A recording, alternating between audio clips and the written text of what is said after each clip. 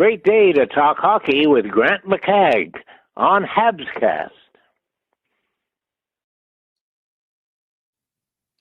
Welcome back to HabsCast. Sorry it took a few extra minutes. My webcam's not working, so we're going off of the computer webcam. It doesn't look too bad. Don't want to see a real close-up of me anyways, Liam. Well, how's you going?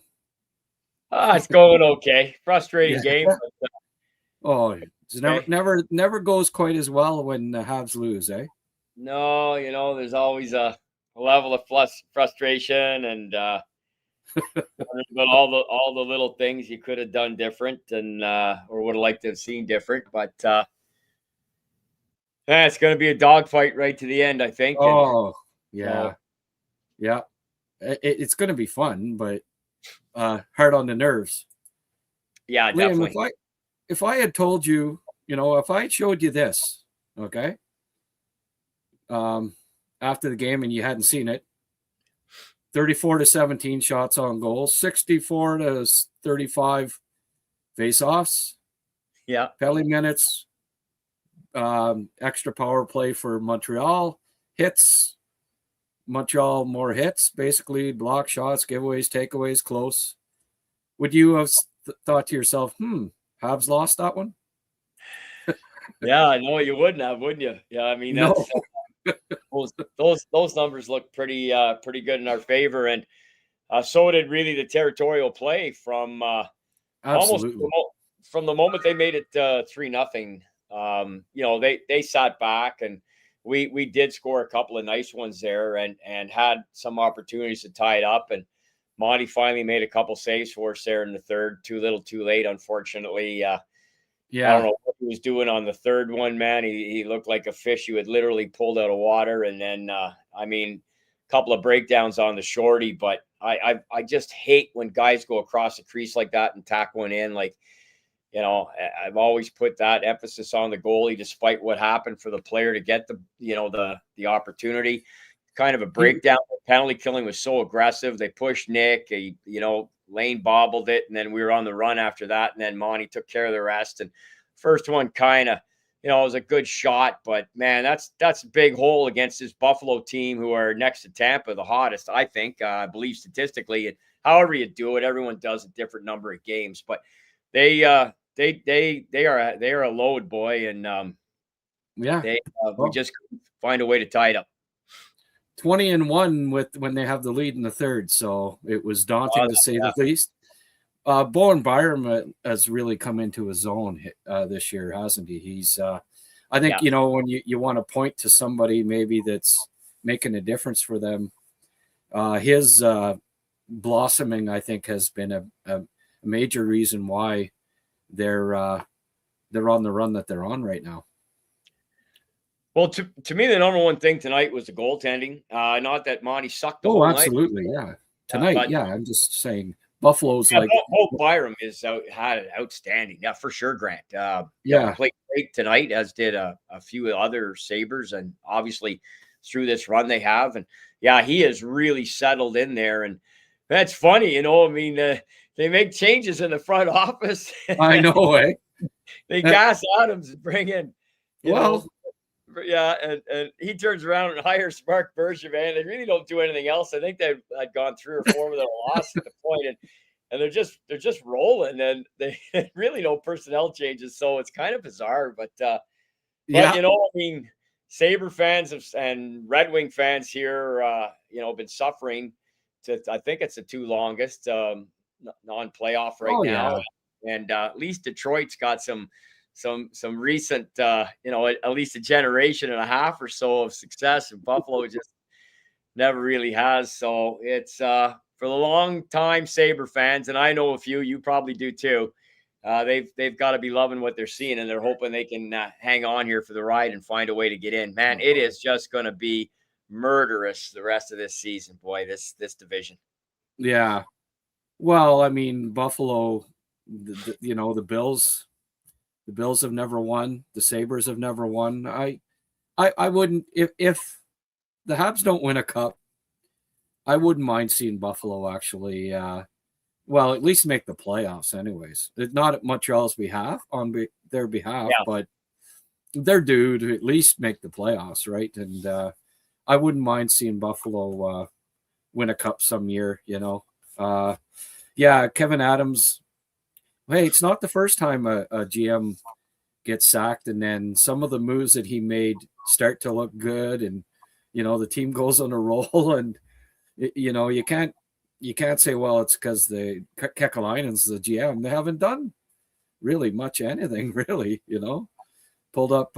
They had the rookie line they look pretty good. Ostlund, Hellenius, who got a star, and Benson. Finally, some of these picks, and again, this was under Adams. Some of the draft picks are blossoming now, and Byram looks good, and Lukonen starting to become a decent goalie. He was better than Monty tonight. Yeah, Monty's not much of a poke checker, is he? Like, if the puck's around the net, it just doesn't seem like he ever, like, he's no Johnny Bauer out there. We'll put it just to put it mildly. Eh? No, he just gets lost out there sometimes, and I know after the Laval stint, he's had a good run, and like, he did make the two big saves in the third for sure. But I didn't like the third goal. I know it was a bit of a fire drill there, but ultimately at the end of the day, he was spinning like a top, and I just hated the shorty. I just hated it, and I put as much fault on him as I do the situation that led to them having that opportunity, which was a train wreck too. But anytime you have a bobble at the blue line, you give up odd man, and this is how shorthanded goals get scored, as we well know. It's tough one there. We had some chances. Bolduc at least had a bounce back game in that sense. There was a few positives tonight for sure. Lane tries to do it. Lane just goes to another level there in the third. I mean, he's rushing the puck. He's trying. He gets shots through. He finds lanes. He tried to sneak one in there on the short side. He just does everything he can. He played great. Cole with another one. He's been on a heater. It's great to see him and Nick going again. We didn't get the production from the second line tonight. It's pretty rare both lines get her going at the same time, eh? I know. It just doesn't seem to happen too often. So yet in the first half of the game, at least, Cappy had his legs back tonight. I thought he had 3 or 4 games where it looked like he'd hit the wall, and tonight he came out of the gate really strong, and that line was pretty good, but they just couldn't get anything rolling. But then in the second half, it was I think Bolduc's best game since first week of the season tonight. I agree. Since his last goal, I mean, like they said, whether it was fluke or whatever, how he ended up on the line and the breakaway, and then Nick scored on the rebound. I'm not sure, because Doc was right back on the line right after, as they said, and we saw. So I don't know. But aside from that, boy, he was so physical tonight. Maybe that's a template for him. He can take going forward, you just it's a comeback league. It has been for a few years. No lead is safe, and nobody's exhibited that more than Montreal this season. But that's a heck of a team to come all the way back on, and we weren't able to do it. So they've got us twice in a week here, and we got one more kick at the can before, but it's back in their barn, and they're a load, man. Like, Thompson did nothing tonight, and they still found a way to. Their secondary and third scoring end up with 3 goals, and they took care of business, man. Yeah, like that was funny. I was just going to go to that, like, say, okay, I forgot to say, Liam, look at this and tell you that Tage Thompson was invisible tonight, and you'd say, okay, Habs won 5-1, 5-2, maybe. Yeah, it just sometimes it's the breaks. I have the first 5 goals here. I'm going to show them. We've got highlights. So this is there's the first one. I'll just back it up here, but I mean, Lane pinching, 45 seconds in or whatever. It was a little aggressive. And then Strub's, has to try to stop the 2-on-1 and didn't really get her done. Forwards have to be responsible sorry, too. go ahead, man. Oh, well, forwards have to be responsible. What's that? For sure. Doc. Deep finches. Someone's gotta be, when you're all like they said, like Mike Johnson said on the broadcast there, like if you're, what side of the check are you on? You've got to sometimes be aware of that and be able to help. You see a deep pinch, somebody's got to be booking it. And we weren't on that one, and we got caught with an early one in less than a minute. That's a tough one. Right. But I mean, in that instance, you can't like the guys were deep, right? Like I don't know that you can really, like it just happened so fast. I don't know that you can blame the defense on that or the forwards on that one. Like they didn't have time to get back. But anyway, Lane's he's gonna be aggressive, and now and then it's gonna hurt the team. But Monty doesn't save it. But this one here, like what? Just a poor. He's not a very good poke checker. I'm sorry. It's not the first time we've seen that recently. And then Dobson. What do you think of the effort by Dobson on that goal? Like, I don't know. Yeah, not good. It was as I said, some breakdowns that led to those goals, and it's a big hole. You're on home ice, you're trying to dig back, and nice snipe by Cole, and then we picked up some momentum and then made it 3-2. So it was a good effort there on the comeback, but not good by Noah. A lot of guys tonight. As I said, maybe Bolduc's best game, like you said, in forever. Nick and Cole seem to be got it going again. I saw a comment there on the comments. It's so true about Nick's percentages, but my God almighty, does he ever win a first draw on the power play? Oh, I know. Never.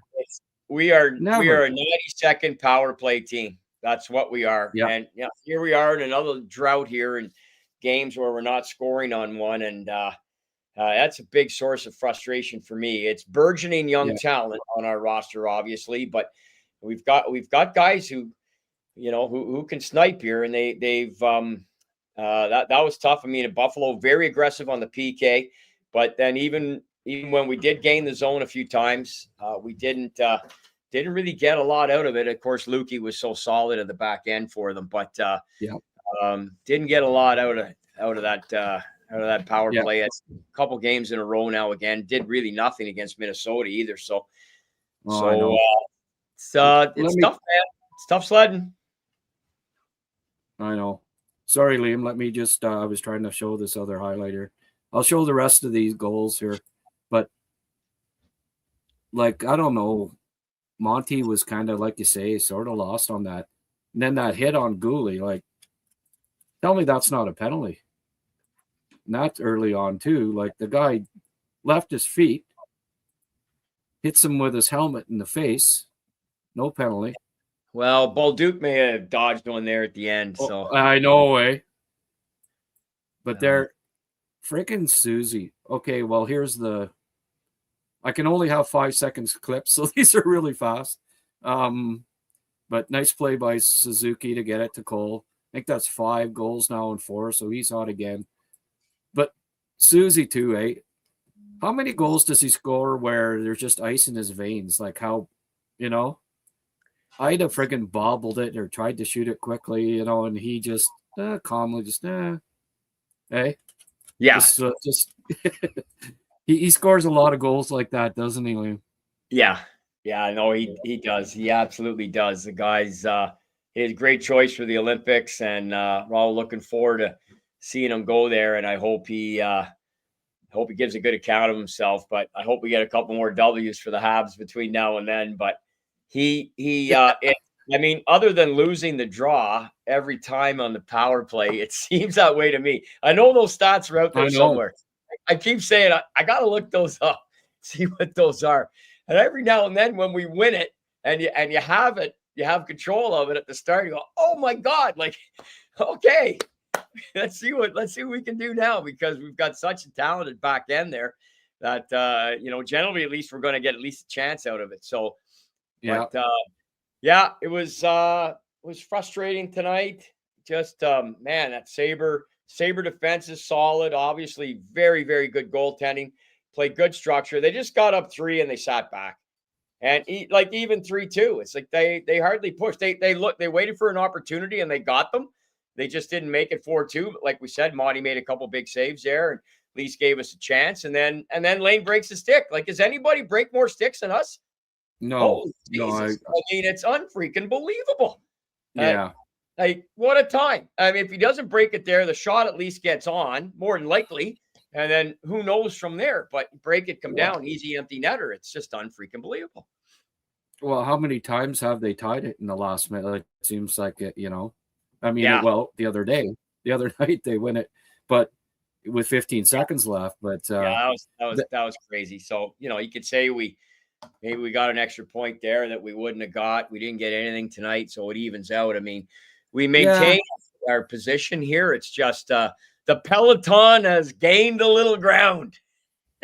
Oh my goodness. Well, it's just, I mean, didn't deserve to beat Ottawa the other night too. You could look at it that way too. Yeah. This was kind of the opposite, right? So, no question. The penalties kind of evened out there as it turned out. Kind of got a break on that one for sure. Let's have a quick look at the stats here. See what we can glean from that. Matheson, since Gooley came back, we're not seeing him, 25 plus anymore, and I think that's good. Carrier under 20, which I think is good too. Nick, of course, over 20. Hudson and Dobson, and so all between 23 and 25 minutes for the big three there. And I think I like that, as opposed to guys getting 25 to 30. I think it's just a little much.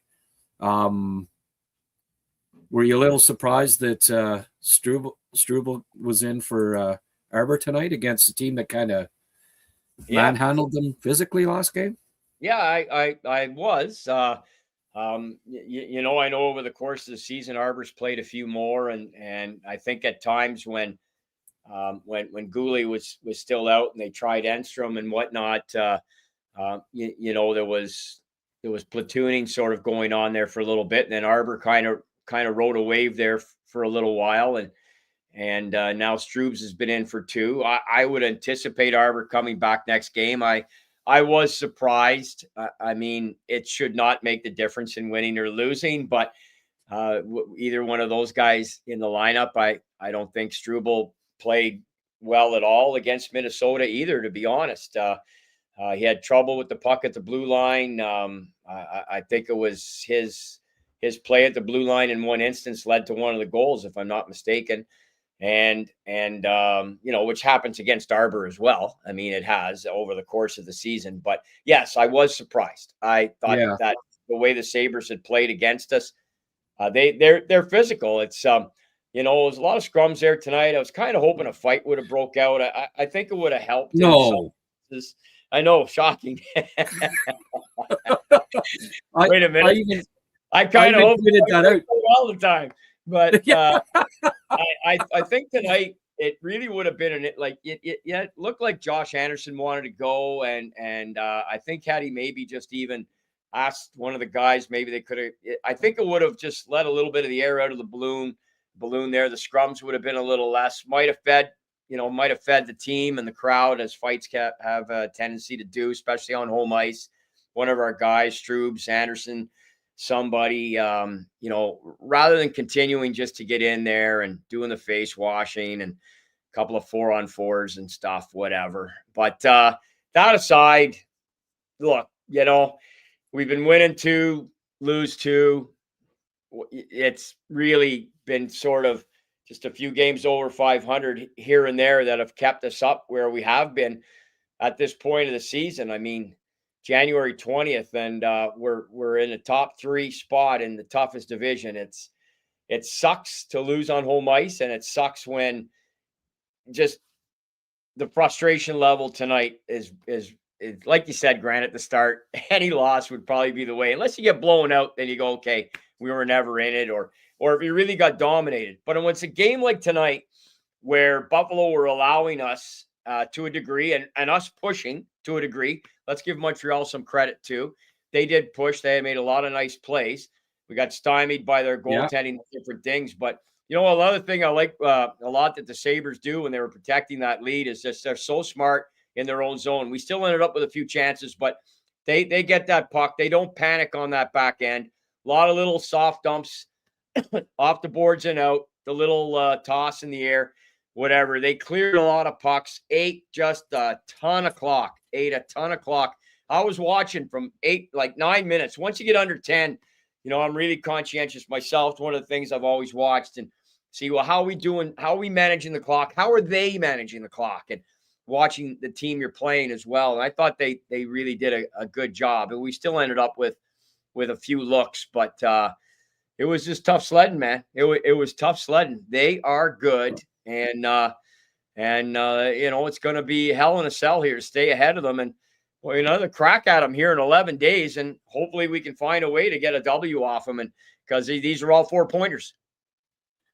Well, like I was kidding you about the Arbor fight or whatever, but coincidentally, I posted this when it was 3-0, Liam. So I was on the same page.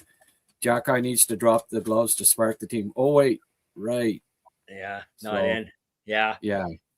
So I don't know if he would have. I obviously, I'm a big fan. I'd like to see him in. I'd be shocked if he's not back in next game. But like I said, it shouldn't come down to those guys for us winning or losing. I don't think that it did. No. Troops played 9 minutes and change. So, but their position on the team is what it is, and it's where it is for a reason because of what Arbor brings a different. Stroops can go too. We know that. But, Arbor's a guy for that, and proven that. And hopefully he'll be in next game. But, going down 3-0, and we've had the lead a lot of times and lost too. But that's a big hole against this team. And I think they're all at fault. Lane didn't have a great game. He did some nice things in the third to try and push and stuff like that. But, a couple of mistakes there. And paired with Strubes was maybe a tough combo for him. And, of course, he's on at the end and the stick breaks. He takes a penalty. Now, that's pretty rare for him. This one he actually deserved, like the last two. And it just adds up to a tough night. And it's tough not to get a point when it's so tight. But we still maintain our position. So it just puts the pressure on getting right back on the horse. And hopefully getting some W's here. I believe they're playing every second night, I think. Grant, if I'm not mistaken, right through. Pretty much. Yeah. They've been in third, basically for the last, 10 days or something like that, right? Yeah. So, East side, maybe longer. It's maybe even 2 weeks. It's been a while. It's been a while. So, it's a good thing that they got that little cushion because it's closing fast. Toronto looks to be Matthews is starting to score. They're playing a little better. Wolves been good in nets. That game last night was unfreaking believable. Yeah, that was playoff type hockey, eh? It really was. That was just a hell of a hockey game. And Detroit's not going away, are they? No, they are something else too. Their play right now and Buffalo's play right now is very reminiscent. It's just Buffalo had such a terrible start, but they're two very good teams because Gibson's playing so well for Detroit on that back end. Right. And it's just goaltending is just so freaking important. Great that Monty gave us those saves in the third and gave us a chance, but we needed a little bit better effort from him, I think, earlier on, and the whole team let him down too. It wasn't just him, but breakdowns that occurred that especially early on. It just sucks going down 1-0 home ice, less than a minute in, and So that it's just all death by 1,000 cuts tonight, Grant. And in a lot of instances, we've come back and we got the miracle there against Minnesota. And, they're playing back to back. They're missing their whole second line. And boy, it was all we could, right, to beat them. So you kind of see where we are in the pecking order, really in the big picture. But in the smaller picture, we deserve it. We deserve where we are. We deserve it. We've played well enough in enough games to garner enough points to be where we are. And I'll tell you right now, I really do not believe we're going to have a 5-game losing streak here. I don't think that's imminent on any given loss that we've had in the last little while. I have not felt that what we had earlier, where we did have that, and we had a couple of them last year. I really don't think that's coming. I think this team is significantly better than last year's. I think we're going to finish with more than 91 points. I just don't know if whatever more is going to be enough to make the playoffs, because this is just insane. Never seen anything like it. I threw it out there earlier in the week, Liam, that I had a look at Mike McCarron. And, I think Nashville, he's going to be a UFA. He's become a good fourth-line center, a good penalty killer. He can fight better than he did when he was in Montreal. He's like the second in hits among all centers in the league this year. I think the Canadians need a big physical center. That's one thing that they're lacking in their bottom two. I find that Deneau and Evans are a bit redundant in that neither of them are really physical. And you always look at, well, okay, if we have two big wingers on that fourth line, but then they're with Jake Evans, and no disrespect to Jake Evans, but he's not big, he's not physical. He hasn't, I don't think he's had a very good year, to be honest, since he signed his contract. I personally, I know he's been a loyal soldier and all that stuff, but when you have a chance to upgrade, and I mean upgrade in a size and physical standpoint, a trade like, I don't know, Boone Jenner or Mike McCarron, or, maybe even kick the tires on Shen or something like that. Yeah. What do you think? What do you think of them maybe exploring getting some physicality at center? Because none of the four guys really are physical. Well, I think it's a great point, because I think one of the next stages, and we're going to find out sooner rather than later, depending on how the season plays out, whether we make the postseason or not. But one of the shortcomings on Montreal is being physical enough to handle trying to win a round, let alone four. I don't think we're even anywhere near close to being able to handle that type of heat that's going to be thrown in the postseason. And yeah, it's not about being the Broad Street Bullies. Those days are gone, but it's about having the physicality through the lineup. I think you make a great point. And if you look down through our pivot position there in the center position, yeah, it's not a robust group to say the least. And that's it's an interesting thought for sure, Grant. You just brought Deneau over to shore up some shortcomings there. You give Evans the ticket last year, and you'd like to. It's games like this where when those guys, and yet you look last game and they kind of got the ball rolling there for us against Minnesota. When I say they, I mean secondary scoring. Yes. And wherever it may come from, that I include Carrier in that. I mean, he's had an interestingly offensive year, and yet at times he's just absolutely a human bowling pin back there. The way he gets run over in the back end. I don't know if there's another D-man in the league takes more punishment than him on the back end, but just seeing Jermaine saying that about McCarron, interestingly enough, with him being with the Habs out of the gate, it would be funny to see him come back. He really has settled in and become I think a real sort of good, consummate professional, and pretty responsible. And he does bring that element that, will be needed for sure in the postseason. To add another dimension like that physically would be tremendous. So I don't know. It'll be interesting to see what Kent does. What's the deal? Do you know? Is there roster freeze during the Olympics? I think so, eh? Yeah, February 5th. They have till the 5th to make moves. And, the ball's already got rolling with a couple of trades. So yeah, typically that fosters more deals, right? So you could see a few, I think, before. It's kind of almost like 2 trade deadlines this year, right? With the Olympics and the trade freeze. And then, I mean, but the Canadians, it's such a dog race that they might have to consider trying to shore it up now, right? But that being said, there's still so many teams that are in the race that there aren't many that are selling just yet either, right? No.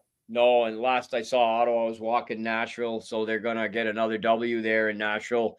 So you look at some teams maybe sooner rather than later, but like you said, it's a smaller number of them because so many, being just a handful of points out, are going to be very careful on deals that they make. Yet, here we are in the last few weeks. We've seen a couple, and obviously, Vegas getting in the hunt again. That's a great pickup for them. Although I didn't see a final. Boston was up 4-3. I don't know how.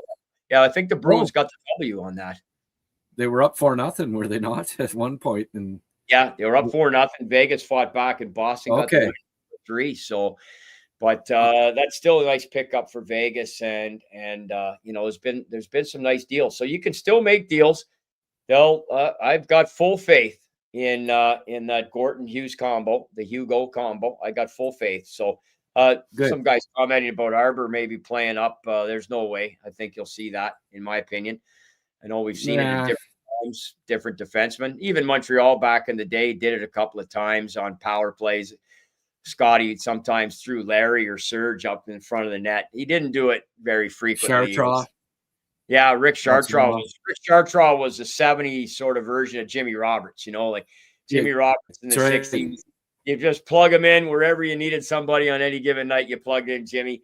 And it was the same with Rick. You just plug him in, and he can play up front. He can play back and take a shift there for you, whatever. Other guys have done it for sure, but I don't see Arbor going up. I don't see that happening. But he's a defenseman. Yeah. All right, Liam. Well, you're departing at like 5 a.m. I'm up at 5, and we'll be on our way to the airport shortly after that. And I head out for some fun and frivolity there with the celebrity group. We've officially changed the name of the group. Legends. Steve, we've changed from Legends. There's some licensing issues with the Hockey Hall of Fame. They're always looking for a way to jump off their throat. So we're now we're the celebrity tour featuring our official name is Celebrity Tour, and then the secondary is featuring NHL alumni. So we got a good crew. We got I got my hot stove on Saturday night is going to be Brian Scruglin, Chris Nyland, and Mario Tremblay. Oh, excellent! That'll be fun, eh? That'll be too fun. Bad that can't be like simulcast through HabsCast or something. I wish I could figure out how to do that down there. I wouldn't be able to get a camera on the whole. You need get talk what's his face into getting a videographer to come along, and tell him that we'll broadcast them live here on HabsCast. Would be fun. Expense for Stevie. He won't. He wouldn't. I saw all this stuff about Lane Hudson. When I was on with you yesterday, and we were talking about the Olympic snub, of course, by him, and Mike Johnson's comments tonight were pretty aggressive too, in favor of Lane. So that was interesting to see. But I thought it was interesting. Lacombe, the comment about Guerin really putting a lot of stock on guys who played in the World Championships, because the Americans won their gold first time in 90 years or something, right? So I think since the 30s, I think they won one. So, but interesting how they just wanted a Seth Jones clone, it looks like, but there still seems to be a lot of commentary, and interesting to hear Mike's tonight on the game. Yeah. It was nice to hear him back up. I know Brian Burke. Did you see Brian's comments about it's a man's tournament, and you know, he's too young. He's too young. Yeah, Celebrini's not too young, I guess. Anyway, it was interesting.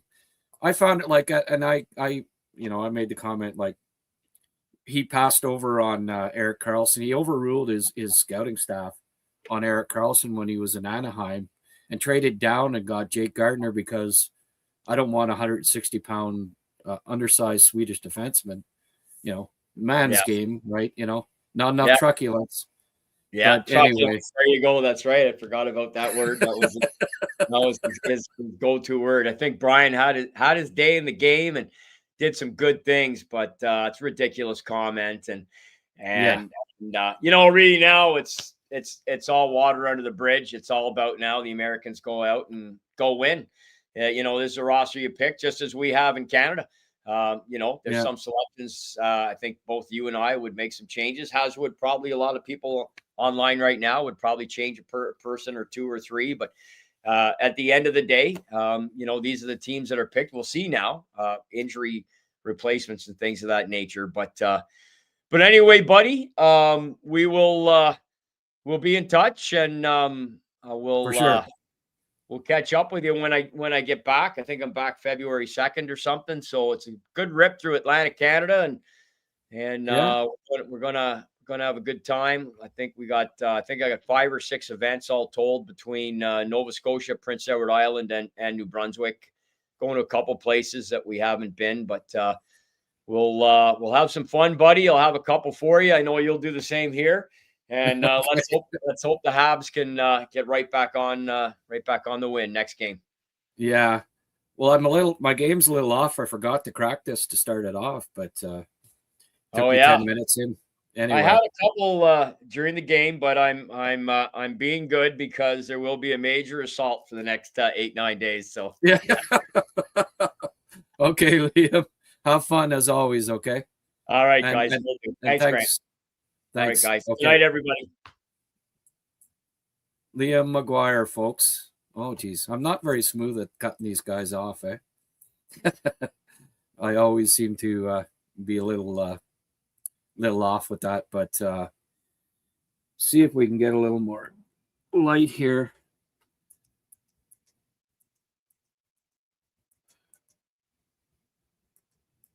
Let me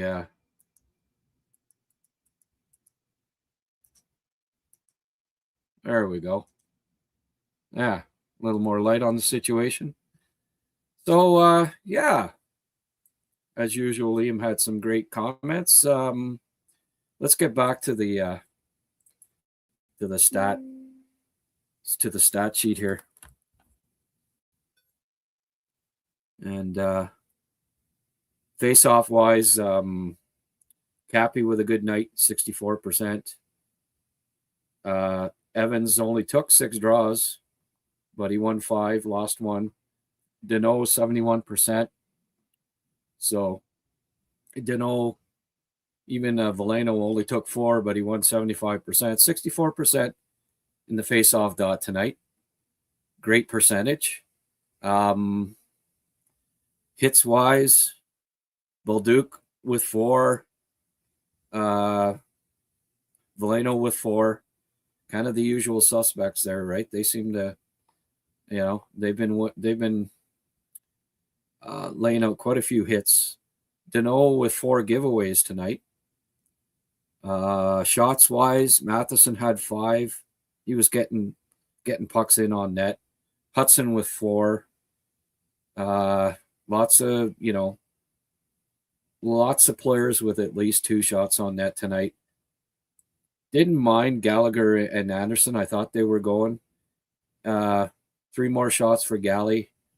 You know what? Like, Gally's been playing pretty solid, I think, ever since everyone sort of wrote him off there. He's done. I warned about it, that he's done this before. Just when you think he's done, He's got Galley's got like 9 lives. He just whenever you count him out, Galley seems to get his act together. So, folks, Mark was saying earlier that he might have his boss getting some wood, getting some wide plank flooring from Logs End. Hey, if you know anybody, if you're not interested, tell your friends. This is the nicest wide plank flooring that you'll come across. logsend.com. They're my only sponsor. Tell them Grant sent you, and they'll hook you up, because you know what? This guy right here holding the hockey stick, he visited their plant. You might have heard of his name. It's Yvan Cornoyer. He got all of his flooring from Logs End. Hey, if it's good enough for Yvan, it's good enough for you. All right. So, hey, we don't have a huge gang out here tonight. Little disappointing. Obviously, after a Habs loss, we don't tend to get quite the crowd that we do when they've won, and certainly when they come back with a comeback win. So, hey, that's life, but maybe a few people will show up a little later. I'll stay on here for a bit. Got the credit card for a $2 donation anyways, Brian Germain? Thank you very much for the as usual, everyone that donates, it's just very much appreciated. Obviously, I'm not the sponsorship money is a little sparse at this point with just one sponsor, so every bit that I get from you fine folks that tune in every night is very much appreciated. So let's get to some comments here, see what folks have to say. I've criticized him a bunch, but Galley played another inspired game tonight. Oh yeah, he was, hey, and it's good people that they well, I'm the same way. You're critical of somebody, and then they turn around and they play well. Then then you compliment them. That's just fair, right? I don't think that's asking too much. And so yeah, Galley deserves credit for how he played. I thought he had a solid game. Working hard, right? Creating some offensive chances, and hey, we could be in trouble if we can't win within the division. Well, last game they played in the division, they won. So, Habs break way too many sticks in important moments. Yeah.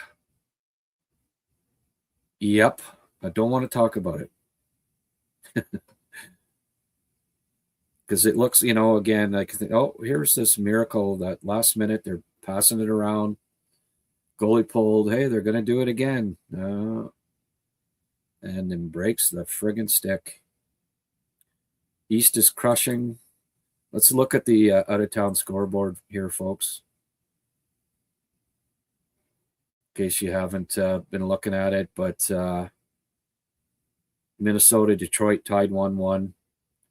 Pittsburgh up on Edmonton 5-1. Nashville has come back against Ottawa. They're up 4-3 now. Jets and Panthers tied 1-1. Boston held off the late rush by Vegas there after being up 4-0.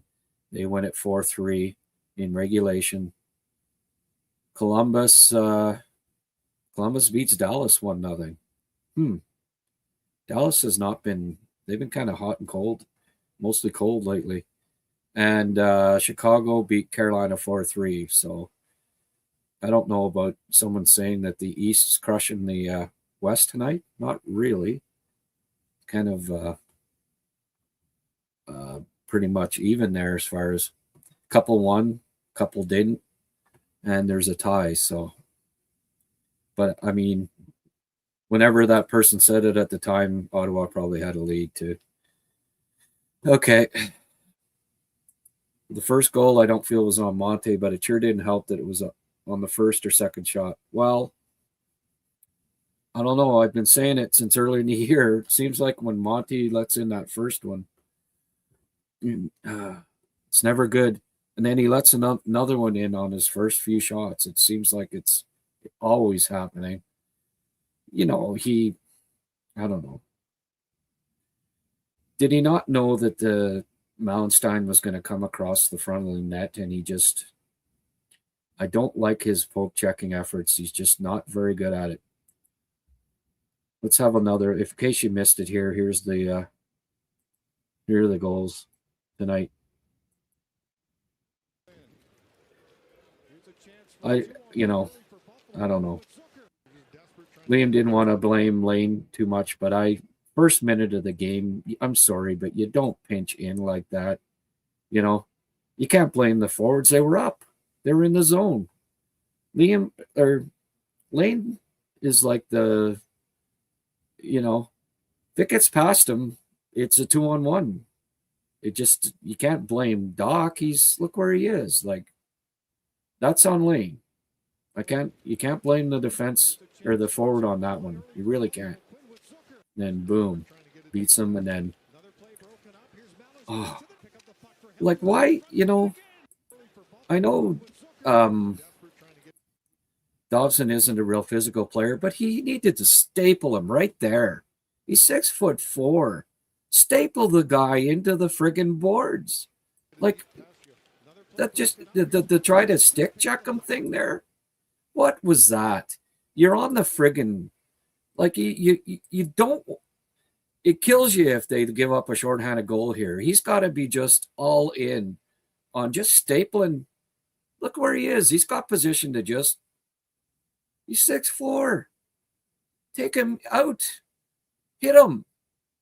Like Dobson, what the hell was this? That was pathetic. And then the friggin', like, that's not Johnny Bauer on the poke check.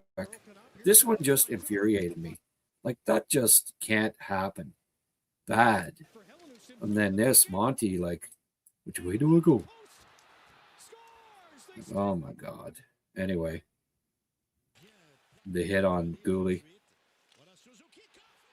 Yeah, they get back in it with these 2 goals. But I don't know.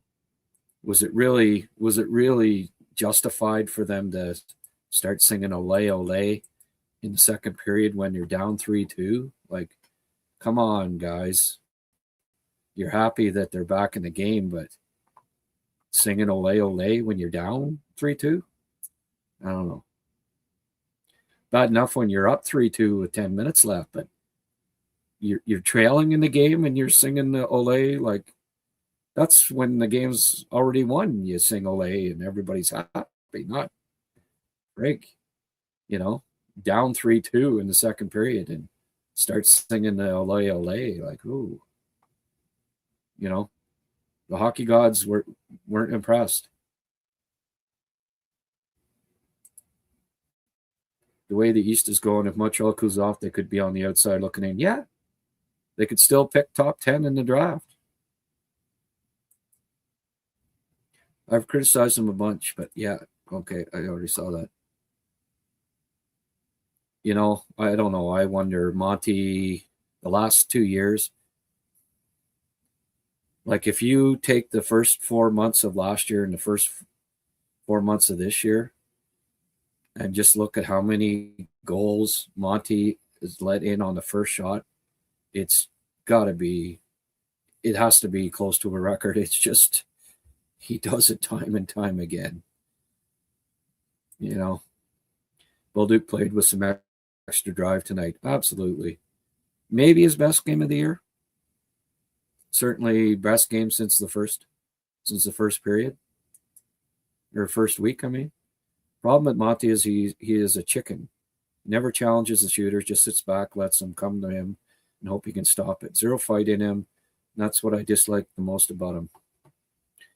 Hey, if you could take the best traits of Dobie and Monty, you'd have a hell of a goalie. And I don't disagree with that, Samurai. Peter says he agrees that Galley hustled all night. Yeah, that he did. Absolutely. All right, let's get to a few more here.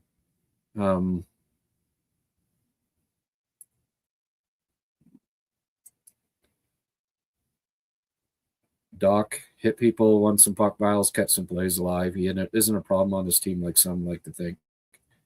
No, they need Doc. They really do. I thought he should have got an assist on that first one. I don't think they gave him one, right? On that first goal. Defensive assignments are being missed. I don't know if that's due to people coming back from injury and not picking up the pinch or what. Well, you know what? And again tonight, like Struble, if you're going to play your friggin' sixth guy 8 minutes, 9 minutes, then call up friggin' trade one of these guys, trade Struble, and call up Reinbacher. It's time. I know if you missed it there, folks, check out the video that I posted earlier today. I had a look at Reinbacher's last game. It's time. It's time to call up Reinbacher. It's time. Give him a look. The last top 5 pick that didn't have at least one look in the NHL by the age of 21 was Thomas Hickey. It's because he was basically a bust. Reinbacher's not a bust. He looks good. He's got the size. Thomas Hickey was undersized. LA Kings, became like a cup contenders, and there just wasn't a spot for him. He wasn't developing quickly. Reinbacher, it's time. He needs to be called up. If you're only going to play your sixth defenseman 8-9 minutes, then call up the top 5 pick and see if he's better. I think he is. I think he's better than Struble and Jack-Eye right now. Anyway.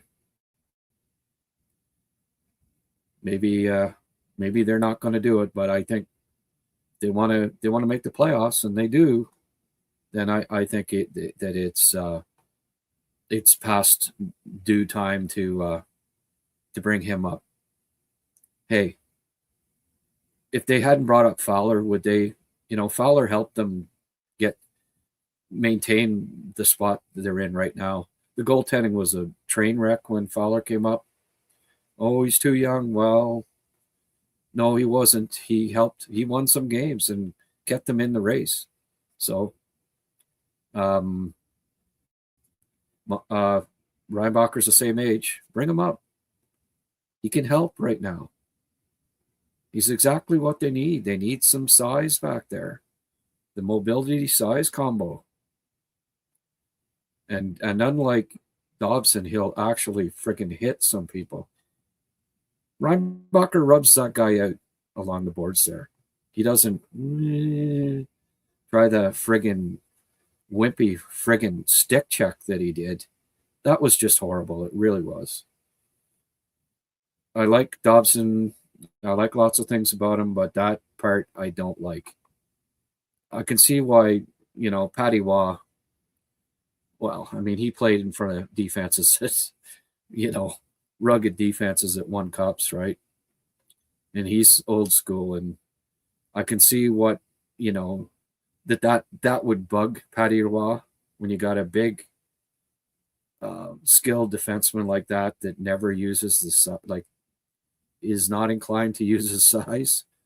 I could see where an old school guy like Patty would, he's expendable,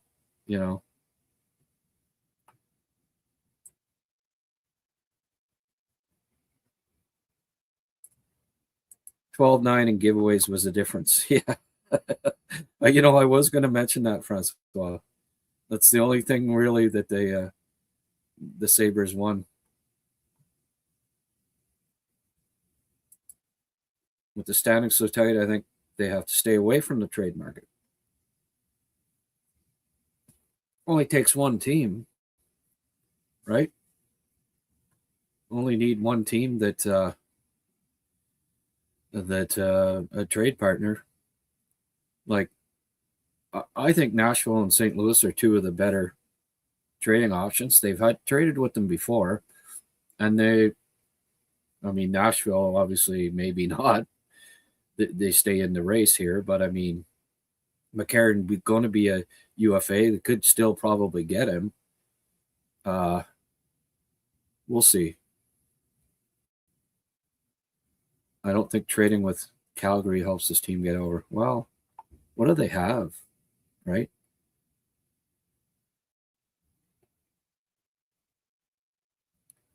These dang sticks breaking at the worst times. I know.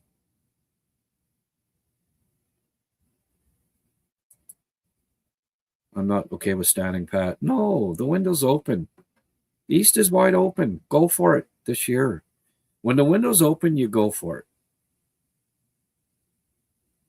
How often does a team in the playoff race not try to get better if they can? I don't want to overreact to a couple of games. This was just a game we should have won. We outplayed them and lost. These games happen from time to time. Oh, yeah. Hey. Shouldn't have beat Ottawa, beat them, right? Just came back the other way this time, that's all.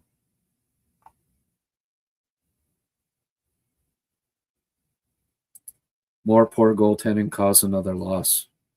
No offense can be expected to overcome such poor goaltending. Get rid of Monty.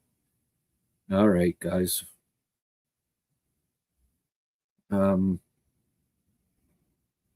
Yeah.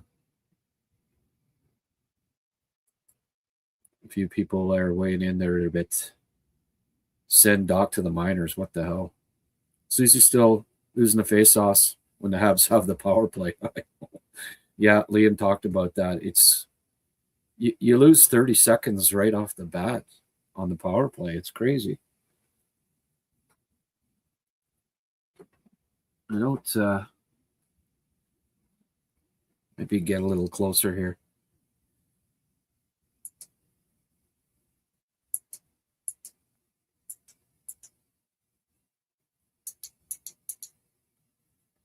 There we go. A little lighter. Maybe he's talking about Colton Doc. Yeah.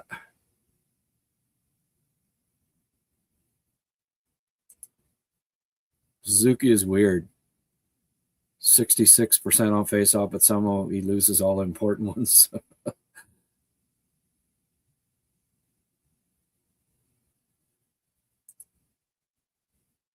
I don't know. You can't blame Doc on that. You really can't. How is he supposed to? I'm sorry, but that's on Lane. What's he doing pitching in right there? Like, look where Doc is. How is it? Like, this was a really quick pinch by Lane. Like, I don't think any of the forwards could have been expecting to, Lane's going to pinch on this. No, that's on Lane, that one. I know he's the darling and all, but you can't blame Doc on that. You really can't. Not in my opinion, anyway.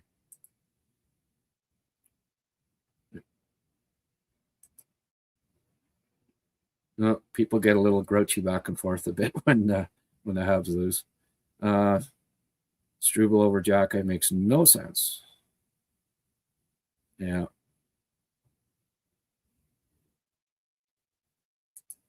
Oh, the Struble coverage. I'm sorry. No, that's on Lane. It's a freaking 2-on-1. No, people won't blame the hero, eh? I'm sorry, but it's Lane. I know the whipping boy will still get blamed. What, for not stopping the 2-on-1?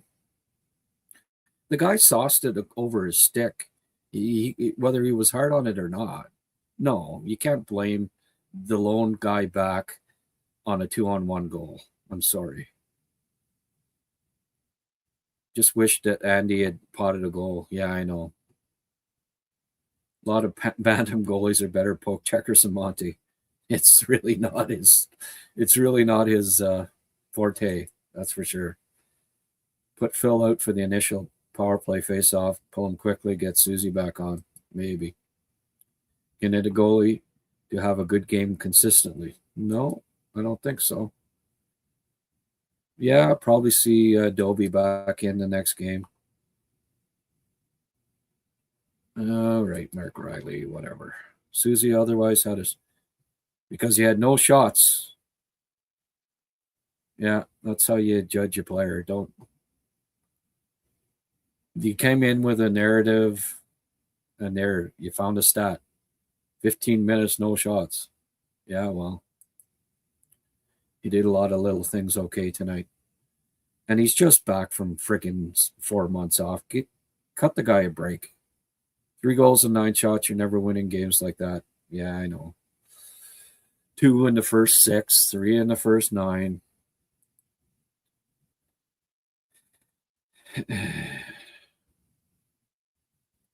Yeah. No, you got to hope that Susie starts to win some. How much else you can do? The D, not. I'd rather have Susie lose a draw and hope that you can keep the puck in than having Deneau out there. What if you go like 40 seconds, 50 seconds in the offensive zone and you got Deneau? Like, ooh. You can win the draw, but you got Deneau out there. Like, I don't know. The D, not the greatest tonight. Power play was a challenge. Sabres were aggressive on the kills. Yeah, I wanted to mention that when I was talking with Liam.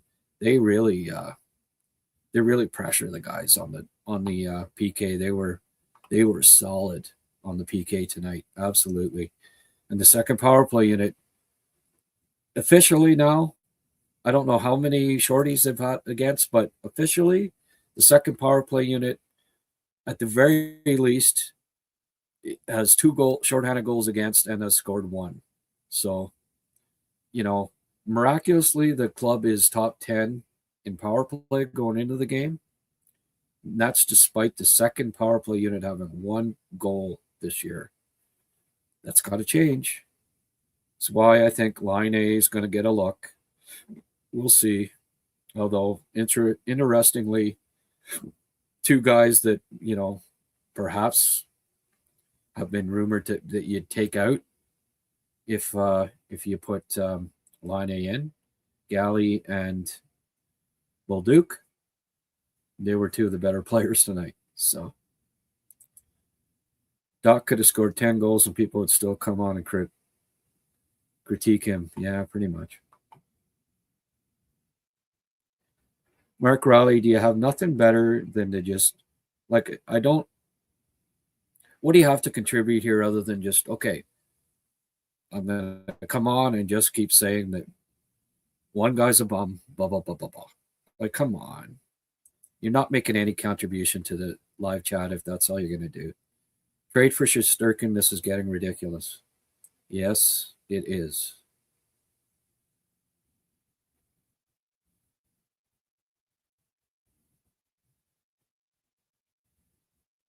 Yep.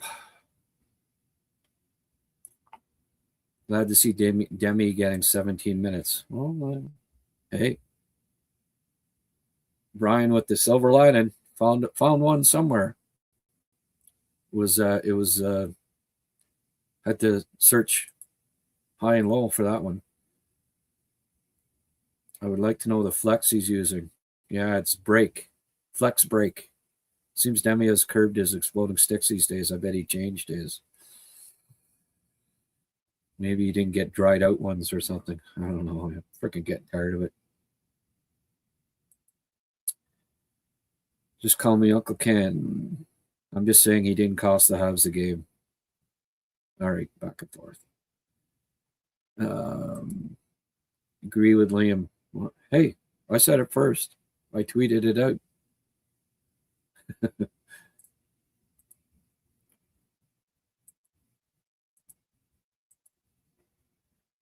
Jack needs to drop the gloves to spark the team. This is when it was 3-0. Oh, wait, right.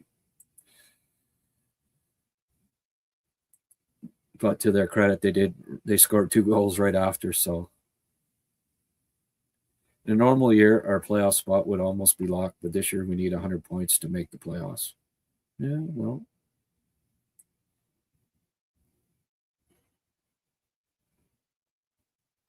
I won't say anything about Lane ever. Oh, okay. Yeah, no, we can't be criticized. Fine. Just keep blaming the whipping boys all the time. That's fair. That's really fair.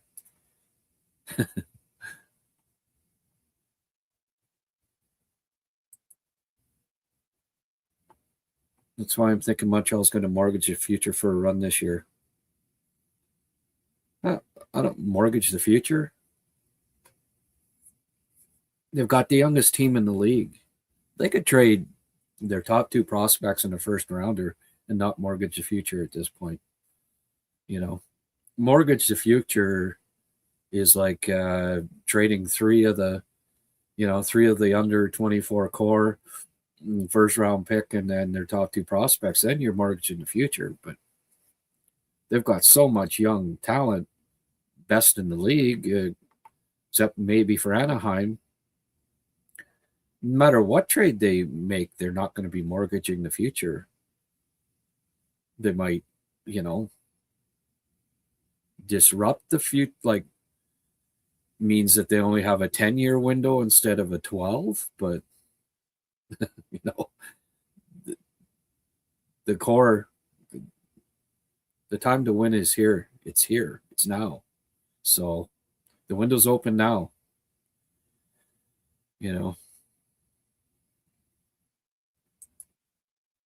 It might be the time. When's the last time the Habs overspent on a trade? It might be time. Might be time to do it. When you've got these many assets, this much young talent on the team, Tampa, did Tampa not overpay a couple of times? And what did they end up doing? They ended up winning cups, right? Like a couple of those trades were ridiculously one-sided, Like the Coleman trade, they gave up friggin' arm and a leg. When they first got Tanner Jeannot, the hell they gave up like a ridiculous amount. And, there's 2 or 3 trades they made that's like, holy frig. They're mortgaging the future, but they ended up winning 2 cups. So, right?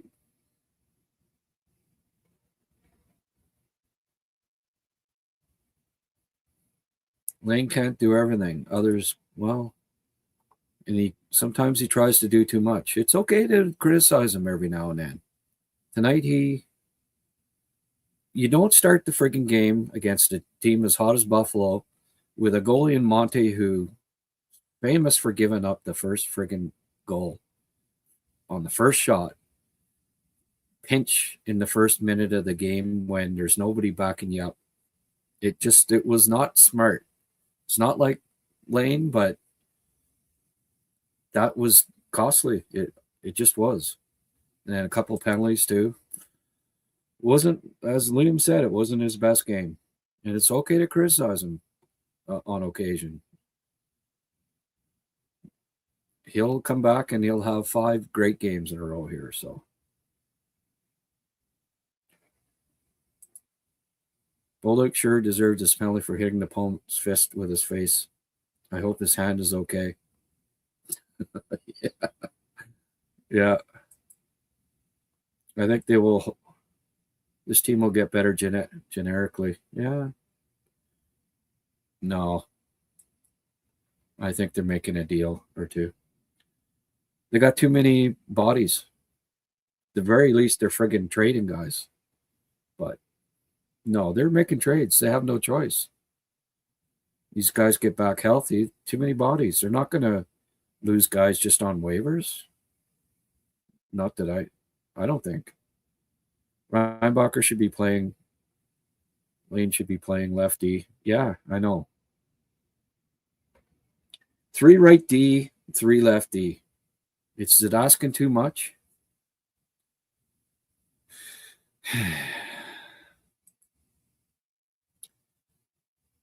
The Habs didn't give him enough time before they traded him. Yeah. Right, Arbor is a winger. They've got enough wingers.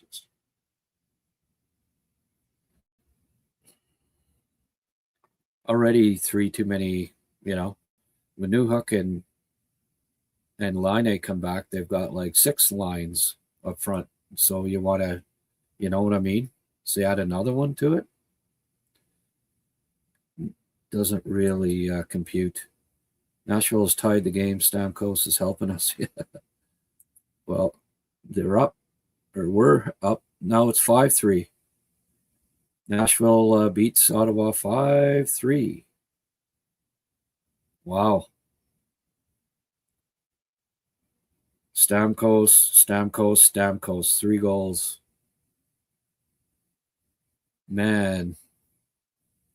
Remember earlier in the year when I did that video? Said, get Stamkos. He's not washed up. The stats aren't telling the story.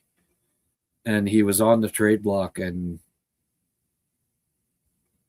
I would be so curious to know if Kent Hughes made any overtures. Because, man, oh, man. He's now up to 24 goals. Absolutely insane. He has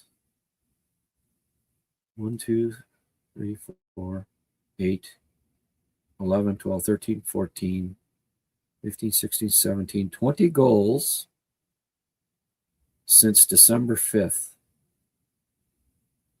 That's got to be tops in the league.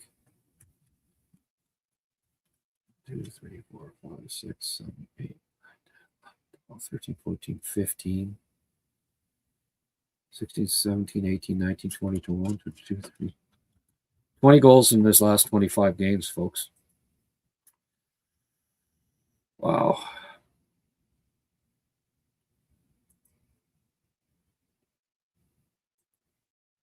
Yeah, Jacques, you did not see sorry.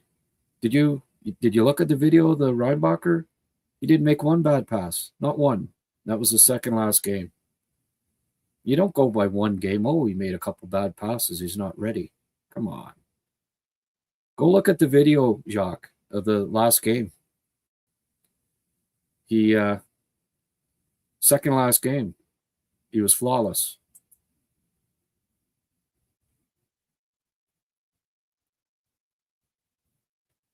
Saw a bit of a wild post-game show, and they commented on the smallness of Lane as the reason Guerin didn't choose him. Yeah. Wild, eh? So if they commented on, why did Guerin trade for a defenseman the exact same size? Hypocrites. Like Gooley's game tonight. You know what? I think he's gotten a little better each game. He really has. I think he's gotten a bit better each game. So it's funny, not that's not the first person that's come on here and said, like, there must be a media guy out there saying that, and then people repeat it, right? Oh, turnovers. Had some turnovers. I posted the game. Go look. There's not one turnover. The entire game is second last game. Not one. Then I get, oh, well, but game on December 17th, he had 3 turnovers.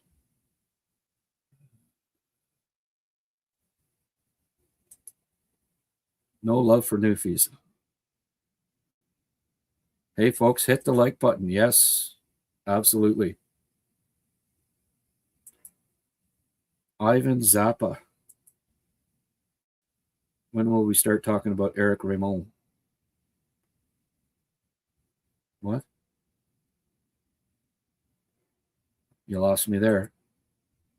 Marty was mentioning that the main issue in first periods is that the two forecheckers were going for the same D-man,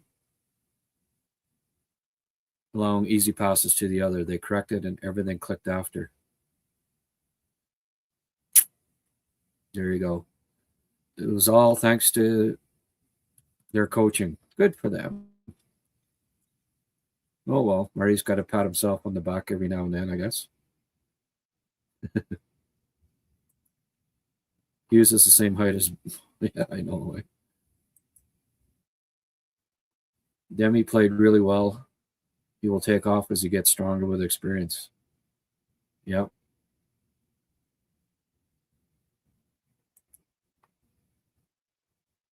Ivan Zappa says, when will we stop talking now? Elliot Zappa says, when will Eric Ramon be fired? Why? What did he do? Let's give Grant support he needs, even if it's a loony or toony. Thanks for the thanks for backing me there. As always, Jermaine, I appreciate it. Brian. Agree about Dobson on that goal. Get that guy, even if he gets a penalty for it, then trust the PK to get us through. Yeah, well, I don't know. And it doesn't even start. It's 4-on-4 to start, right?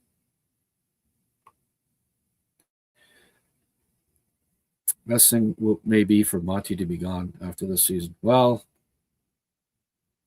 yeah. Fowler lost his last game, yeah. Hey, got to get back at it. Mr. Paul. Paul was at the game tonight. He did his little complaint thing when the Habs were down. I didn't respond, but it didn't work. Didn't work this time, Paul. They didn't come back. Blame it on those friggin' flimsy sticks.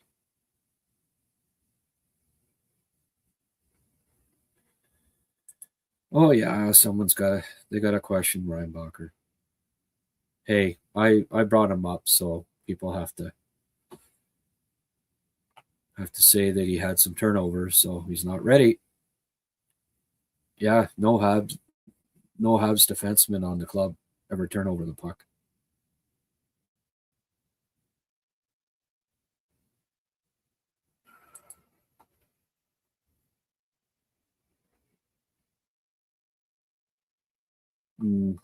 Robert Thomas is not for sale, Chris. And yeah, well, watch my video from earlier today. If you didn't get a chance, Chris, you're just you're echoing what I was saying in that. I can't disagree. D-Man unusually shot a lot from the blue line tonight. We had traffic a couple times with a bit of luck. One could have gone in. Yeah.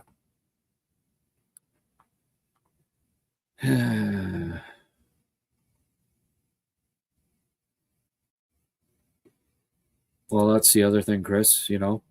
Can't sign all these young players. Lots of draft picks, right? All right. I'm going to keep this one short tonight, folks. People are we're not getting a lot of traffic and such, so I don't feel particularly chipper. The 1986 team had just as many rookies, just as many key positions, and they went for it and won. Yep. Our window isn't now. Incorrect. It's now. For foot, a first, second, third, fourth, and fifth. Oh boy. Well, I don't know.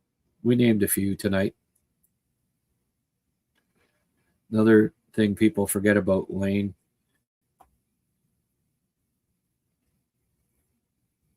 Well, and that's why I want them to call up Reinbacher. Need 3 right defensemen. Top 5 pick. Every top 5 pick by the age of 21 gets a look. Why make an exception when you got 5 left defensemen and 2 right defensemen? Give him a look. I think he'll be even better at the NHL level than he is in the AHL, playing with better players. He's ready. I'm sorry, but the guy is ready. Every now and then he's going to have a turnover. It's like every young defenseman, like Lane Hudson has turnovers. It's going to happen. He's ready. I'm telling you.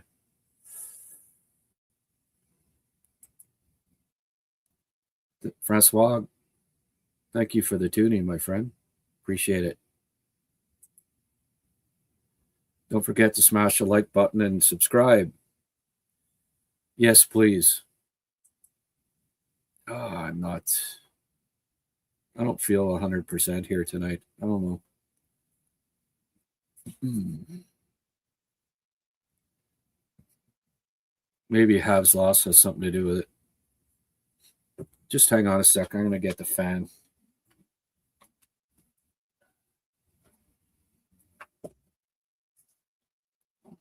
There, that feels better. A little cool air. Dogs are not physical enough. Well, for a while there, he was starting to play with a bit of a physical edge, and it's not happening now. So I don't know what else going on there. I'm hoping he does well too, but I'd like to see H get some pro time this year. Yeah. Yeah. Selfish part of me hopes that they don't make the Frozen Four, like the Final Four. And he signs first week of April, and they get him for about 5 games before the playoffs, so they get a good look at him beforehand. But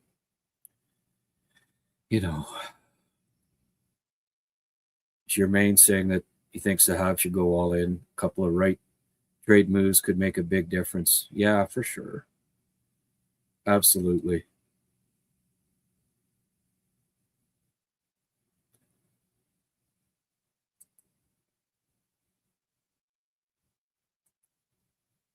Yep. All right, folks. Maybe leave me a couple more questions here. The young lad's home from work, so I'm going to wrap this up pretty soon. But if you have any quick comments, quick questions, I'm going to try to. I've reached out for a few. I'm going to see if I can get a few interviews coming up over the next while. I'm going to do a bunch of videos, scouting videos. Rob Trask submitted an article. I'm going to put it up on HabsCast Patreon tomorrow morning. If you're a subscriber there, have a look, check it out. We've got 51 people here. Disappointing.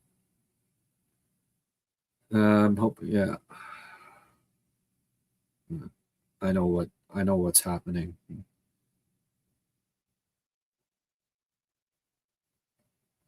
Anyway, we'll keep slugging away here. People prefer to watch another podcast, obviously. Thanks, Francois. I appreciate that donation. Habs seem to struggle on the PP versus teams that put a lot of pressure on Hudson. What do you think should be the solution? Well,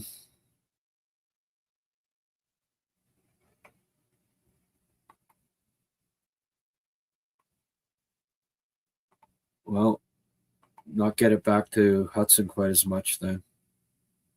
Get him moving around a little more. Utilize other players. Demi can run a power play too. So can Suzuki. Do you think, Luke has been listening to the podcast? Maybe, yeah. Maybe Kenny. Agreed, Reinbacher will look even better in the NHL. He won't have to carry as much load like he needs to in the AHL. He will be playing with much more talent. I see him adjusting just fine to the NHL. He's got the size, skating, strength, poise. He'll make the odd mistake, but that's okay. All the Habs, Strubal's making mistakes every night. He's got the long stick.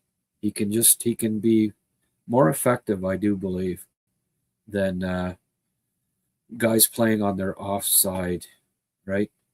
Like even like Struble playing on the right side. Which is better right now, Jaden Struble on his offside or Reinbacher on his natural side? I like Strubes, but the top 5 pick. Give me the top 5 pick. I really hope they don't. That they want to give him a look here, and what it's going to probably have to entail is to trade Struble. And as much as I like Jaden Struble, I think he can get more opportunity elsewhere. I think he's an NHL defenseman, just not in Montreal. Spot on, Grant, on size and mobility needed. Yeah. Glad Dovish is getting to play more. Yeah, well, I guess he's probably back in net next game, right? Tomorrow's Friday already, eh? Jeez. All right. I'll talk to Etienne Lepage. I haven't had Etienne on for a while. Maybe we'll get him on.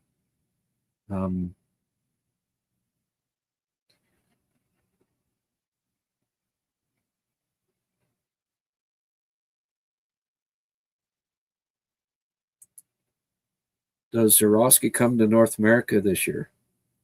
Is this Pierre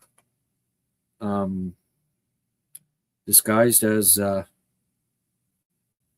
Bontoon? No Pierre tonight. Pierre'd like that. Pierre Gingras would like that, that's for sure. No. There's no rush on him. No spot for him yet. He's not ready.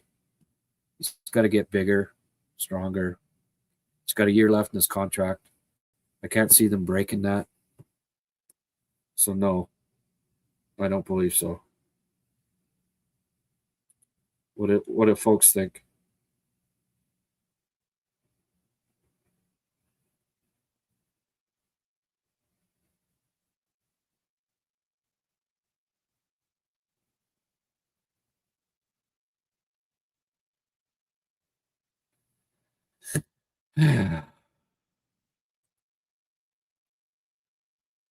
So, like you said, Grant, Reinbacher's playing against vets. I think with more talent around him, his game looks better than in the NHL. I really think so. I think his game's fine in the AHL, but I don't think he produced any less at the NHL level, especially if he's playing with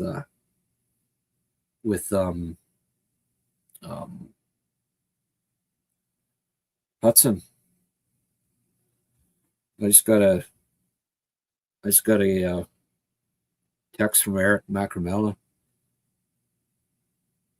Saw the struggle live tonight.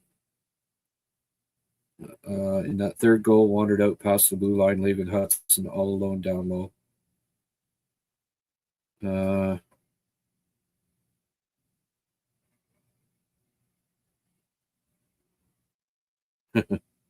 Yeah. Do I think Luke Shen makes sense for the bottom pair? I don't know. I think it's Reinbacher time. Grant, do you think Marty should shake his lines up?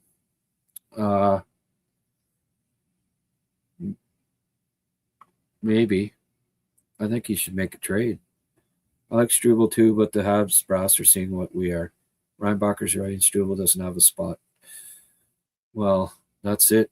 That's the thing, folks. It's time, I do believe. Sheldon sent me a toonie. Thank you. Thank you, Sheldon. We got 3 toonies, 3 folks that contributed toonies here tonight. Shake the lines up in a more tactical, not permanent way. Yeah, I don't know. No, I think they just need. They outplayed them tonight. Doc, I thought was all right. I like the third line. All 3 top 3 lines I thought were fine tonight. They outplayed. Buffalo deserved better fate. I wouldn't shake up the lines. Just hope that the goaltending is close to as good as the other teams next game. Would be what I'd be hoping for. Eric Engels is targeting Cooley too. Eric Engels thought that Slafkovsky should play center. I wouldn't get too excited about being on the same page as Eric Engels about something like Cooley's not available. It's just not happening. It's fantasy land. Why would the New York Rangers trade their only good young player when they're retooling? When you retool, you don't get rid of you get rid of the vets. You get rid of the guys that are going to be UFAs. Why would you trade your best young player if you're retooling? They aren't. They aren't going to do it. He's not available. Ain't happening. Need a player like Claude Lemieux again. Yes, absolutely. Where can they find a Pepe? Feels like the Rangers need a full rebuild. Yeah. But even like a full rebuild, though, Bontoon, that, that means that full rebuild means that it still doesn't mean that they're going to get rid of their best young player. Like Cooley's the future, right? And I just don't see the Rangers, whether it's a retool or a rebuild, either one, you just don't get rid of your best young player. It doesn't make sense. They'll try to get rid of Lafreniere. Panarin's gone. They might try to trade Zibanejad, maybe Trocheck, maybe a couple of those better defensemen. But either way, either whether they blow it up or retool, as Drury said, they're not trading Will Cooley. I just can't see it. Bontoon. I mean, the Habs would love him. He'd be a perfect addition, but I think 31 teams in the league would love to have him. There'd be a good bidding war there if that was the case. I guess Texie will be back soon. Oh, we got numbers going up. People are showing up. The other podcast has ended. Thanks for tuning in, folks. Didn't really feel like it, but I hung in a little longer. I guess Texie will be back soon. Line A, tough to say. Murray didn't seem particularly excited about questions on him, though, eh? Well, he's probably been asked a few. And it depends how they're asked as well, right? Like, sometimes the questions can be a little, I don't know, looking for a reaction of some sort, right? But yeah, it's interesting. I forgot to update. I did make a new thumbnail, and I forgot to update it. Whoops. When the Habs lose, I'm disheveled, folks. Just hang on a sec. I have to update the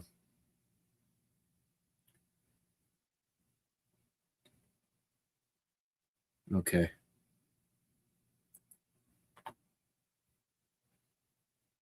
Saw a video last night that showed Montreal's last playoff run to the finals. Showed how a dialed-in goalie saves a team. Yeah, well, they don't have a dialed-in goalie, do they?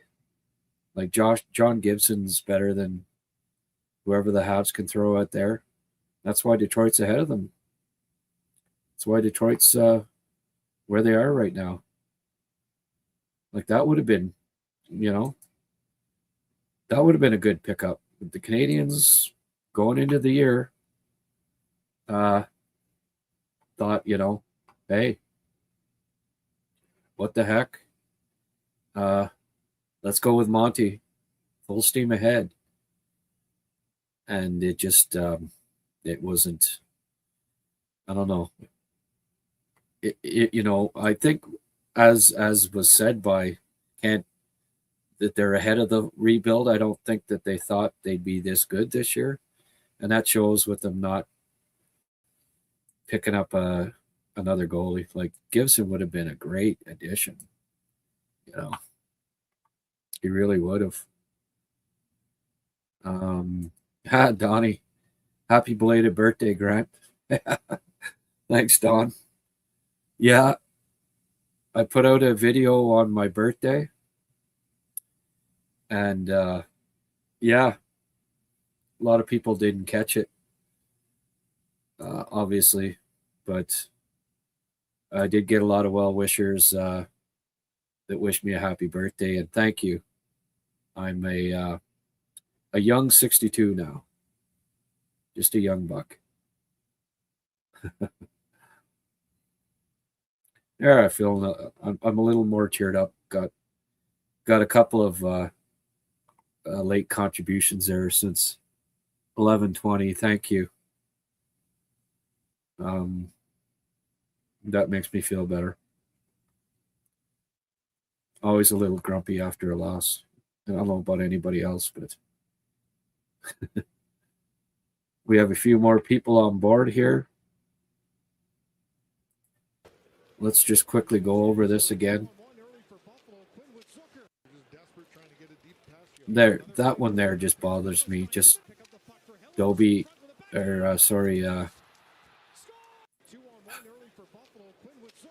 not much you can do on that, but here, Dobson, what are you doing? You got to crunch that guy. You just have to. And then this one, I don't know what Monty was doing. The hit on Gooley that didn't get a hit, that get called. And the Habs scored 2. The fans started saying ole, ole with them down 3-2, which the hockey gods don't like that.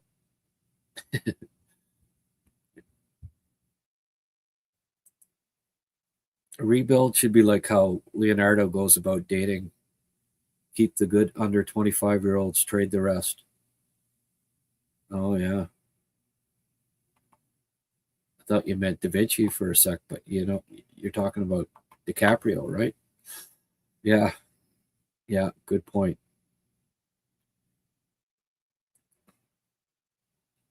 That's right. It was Patty Waugh Nets, and that's a key difference in this team. They don't have any Patty Roys, that's for sure.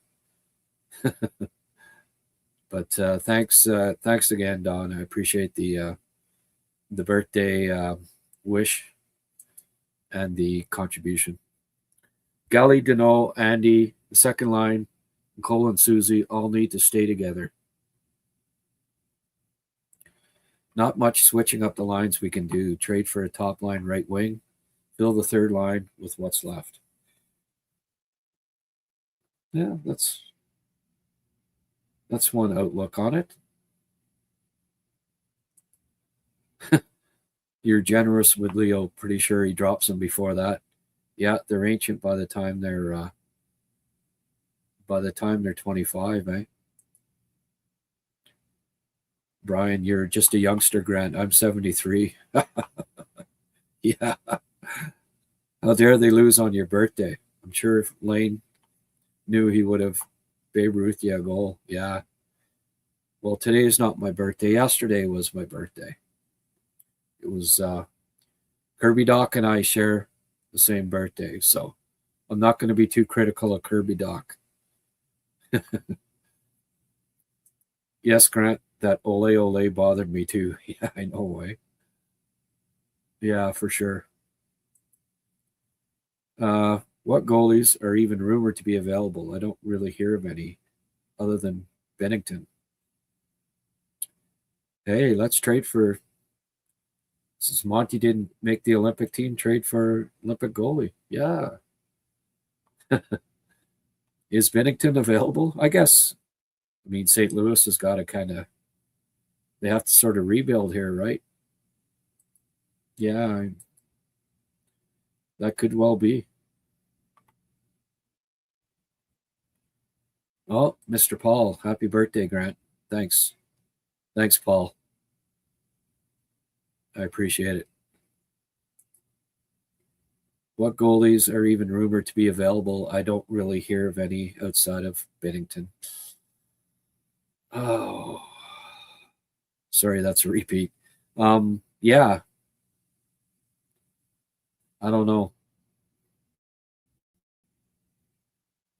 I think they have to try to do it with their goalies at this point, but I'd be looking. I wasn't going to watch any podcasts. I was pissed. That Buffalo team is for real, Grant. We need Arbor back. Need some muscle tonight. Yeah. They need some muscle in their bottom six, too. I really think so. Just watching Oilers Pens. Malkin was flying out there. Yeah? You think the Habs should trade for Malkin? I don't know. 39, Russian. Little inconsistent, but man, he's talented. Pittsburgh's in the race. That's the problem, right? They're not dealing either of the big boys, I don't think, this year. There'd be a mutiny if they did that. So Pittsburgh won again. Oilers 6-2. Detroit, Minnesota tied at 2. Look at the live standings. I kind of been avoiding them tonight. But as Liam pointed out, Montreal's still in third. They're still in fourth. They're still in fourth in the conference, believe it or not. Pittsburgh's now tied with Buffalo for fifth. And they each have a game in hand. So they could technically tie the Habs up here, but they'd have more wins. So they go ahead if they win the game in hand that they have on Montreal. Boston's only friggin' 3 points back. Hey, Toronto is 6 points back of the Habs, and they're out of the playoffs. So yeah, you could fall out of the playoffs in a hurry. That's for sure. Vegas is still leading the Pacific, eh? Jeez. Anaheim, San Jose in playoff spots. I don't know if you'd have predicted that going in, but it's not like Seattle, LA, Calgary, Vancouver were going to be great. Vancouver is really struggling this year. They're the only team that's like really officially out of the playoff race, though. It's kind of crazy. but Calgary won't make it either. They're done, I'd say. Rangers, Vancouver, Calgary, St. Louis, Winnipeg, I think are all toast, and Chicago. Just too many teams to have to jump over. But anybody else is 53 plus and not out of the playoffs yet. Ottawa, that was a tough loss for them. They were up and blew it to Nashville. Steven Stamkos, 3 more goals tonight. 20 goals in his last 25 games, folks. Told you he wasn't done. A lot of people said that too when I put up that video. Oh, he's done. No. And guess what? Now he's not for sale. 52 points, so they're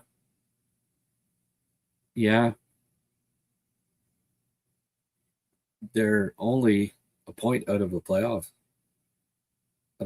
spot. Wow. Tight. It's getting tight in the West too. It's a great race, folks, this year. It's going to come down to the last week. It's going to be just it's going to be crazy. Every night it's going to bounce back and forth. Unbelievable.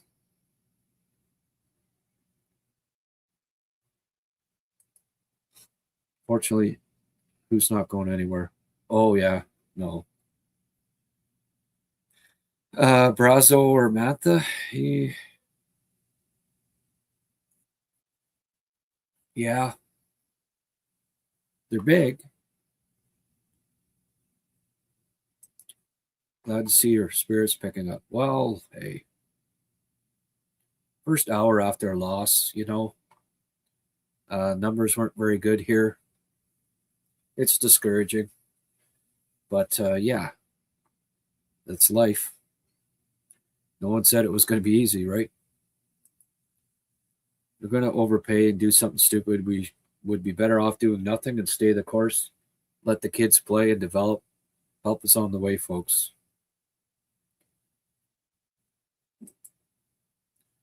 All the D prospects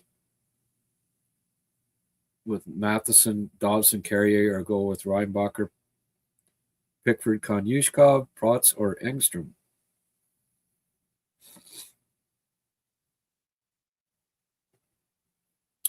Are you saying like get rid of Matheson, Dobson, and Carrier?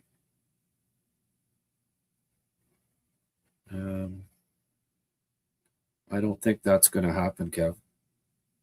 Maybe Carrier a year or two.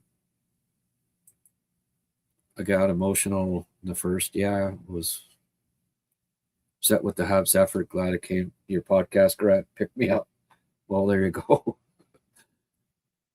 I don't think it was the people here that picked you up. I was sort of a little down in the dumps too. I hope Detroit loses tonight.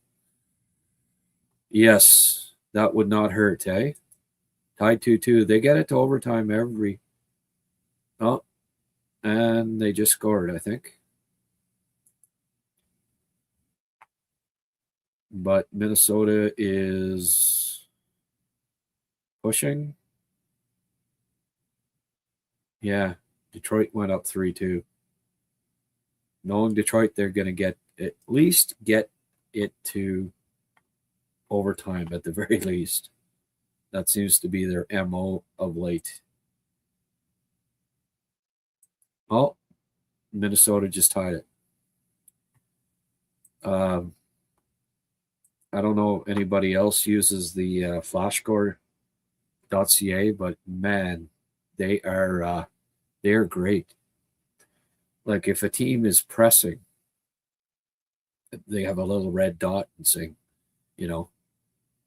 they might be scoring a goal, and then boom, they automatically have it. They don't even, before Zuccarello tied it up, he got 2 goals. So 2 goals and an assist for Zuccarello tonight. Come on, boys. Come on, Minnie. Get do a payback. Do a reverse of what happened to you the other night. Anyway. Can't be hoping for other teams to win and lose. Habs are going to have to take care of. They're going to have to take care of their own business, right? Ask and ye shall receive. Ivan, 10 times he won the cup. Jean Beliveau, 10-time Stanley Cup winner. Only guy with more pocket rocket. Ivan got his flooring from Logs End, folks. logsend.com. Check it out. Tell them that I sent you, and they'll look after you. Absolutely. More and more players will be playing into their late 30s and early 40s. I think so, yeah, with better training. Absolutely. And the game is not as brutally physical as back in the day. Yeah. Yeah, I could see Lane playing another 20 years. He seems to be indestructible. Absolutely. And the way he trains, he's on the ice all the friggin' time. It's nuts. I don't know why. Every time when it gets to 666, I notice it. 666 watching, folks. We have 82 now here. Good. I don't like when it's below 50. Dampens my mood. New Hook's speed reminds me of Ivan, although he'll never be as good. Yeah. Not quite that fast. Like, for his time, Ivan was fastest player on the planet. I don't think New Hook's, he's not in McDavid territory, but he can scoot. No doubt about it. So, let's have a look ahead here. Upcoming sked. Tampa at Chicago. Vegas at Toronto. St. Louis at Dallas. Flyers at Colorado. Tocchet's getting a lot of heat now, eh? They just don't have a good. I think he's done a good job coaching there. Actually, I don't think Phillies. I think they've overachieved or had up until now. They're just coming back down to earth a bit. Washington at Calgary. Anaheim at Seattle. Devils, Canucks, Rangers, Sharks. That's a lot of games for a Friday. And then there's not that many on Saturday, but there'll be some key matchups Saturday. Buffalo at the Islanders, that's a big one. Carolina at Ottawa. Detroit in Winnipeg. Montreal at Boston. Always a fun one. Tampa, Columbus, LA, St. Louis, Florida, Minnesota, Washington, Edmonton. So the old Boston Bruin rivalry, that's always a fun one to keep track of. Boston, a little bit Jekyll and Hyde of late. They go on a losing streak, then they go on a winning streak. They win games big. They lose games big. You just don't quite know what's going on. But, yeah, that's what's coming up, folks. The Road Runner. Man. Anyone else remember that 5-goal game that they had? that he had when he returned from his back injury. He was thought to be washed up. He went from being a 40-goal scorer to he was only in his 20s, and Ivan came back and had that magical 5-goal game. I loved it. I was trying to say we got a log jam at D. Do we go with homegrown and release the older crew? No, you have to have veteran D if you're going to win. They just signed Matheson 5 years. He's not going anywhere. Dobson's not older crew. He's 24. So, they just traded for him. He's not going anywhere. Carrier, maybe in a year or two, but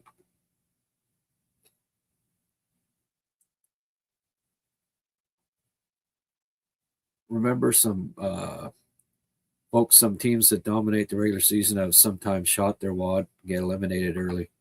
Oh, yeah. I think they go for it. I think the Habs go for it this year.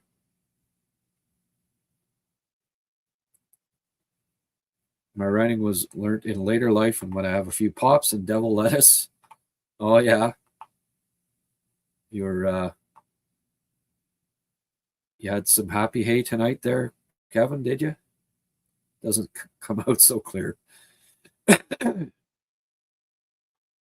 Let's aim high and go after the teams ahead of us and not look in the rear view. Look at that, eh? The positivity of it all. I like that.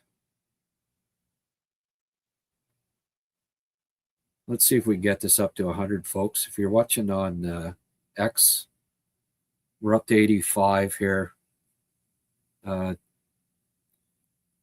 YouTube. Can we crack 100 tonight? That would make me happy. I know the other night it didn't end up happening, but got 100 likes, but never did get 100 on it at one time. So if you're watching on X, YouTube, HabsCast, come on in, leave a couple comments. You'll get read, and I'll be happy. I can go to sleep happy tonight. I'm going to check this out-of-town scoreboard one more time. See if there's any updates. 3-3, 10 minutes left. WHL. Oh. Kelowna played yesterday. Papanicus was back, which was good news. No points last night. I don't know if he played. That's the most important thing. Yeah. Okay, good. Well, that knee injury or whatever he had, it must have been just a sprain. Thank goodness. Need another friggin' prospect going down with a serious knee injury. On the plus side on Reinbacher too is he's stayed healthy, right? Since he came back from his injury, he has stayed healthy.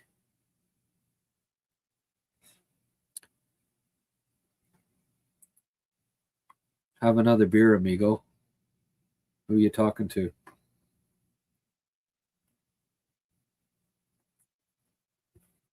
Are you talking to Kevin or me? Can't blame Talkett. Look at the draft picks over the last 7 years. Only decent player was Cutter Gauthier, and they traded him. Michkov is a cancer, and don't forget they passed on Cole for York. Yeah, well, I have a friend that's a scout on Philly, so I don't like to get too critical of. They've made some good. I think they've made some good picks, but there've been a few misses too, and they weren't necessarily players that he wanted. So, but I mean, we'll see. The jury's out on Martone, obviously. They went big. I like the Berglund kid that they got. I think he's a decent pick. Forster hasn't turned out to be too bad of a Tyson Forster. York is actually like sometimes you have to be patient with defensemen. And York, 20 points this year, plus on a team that's not a plus. I think he's developed into a solid NHL defenseman. He's playing like 20 plus minutes a game now. So no, he's not Cole, and also Bobby Brink for a second round pick has turned out okay. As I say, Forster's all right. 2021, they didn't have a top 45 pick, so you can't get too critical of that. We'll see on Bjarnson, the goalie. Bonk, he's going to take time. Denver Barkey was a good pick at 95. Little guy that's just full of spunk. I like him quite a bit. And we'll see on, but they had a few guys at the World Juniors. Ruohonen was pretty good. Really liked Berglund. Luchenko, a little underwhelming at that tournament. Martone's lighting it up in college. Not the biggest Martone fan, but we'll see. Van Sagi, big kid. They really went for size in the last draft, and we'll see how it pays off for them. But I thought Nesbitt was picked a little high myself. Anyway, yeah, their drafts haven't been overwhelming. I mean, 2023, Michkov is 4th in points for all 2023 draft picks. So I suppose you can be critical because there are some issues there, but at the end of the day, he does have the 4th most points from that draft class. So, getting him at 7, I understood the logic. They needed to get more skill, but I wouldn't have picked him. Not surprising, but Hage is part of the first nominated players for Hobey Baker. Yeah. But I think for this pass, it is every team nominating their own players. All right.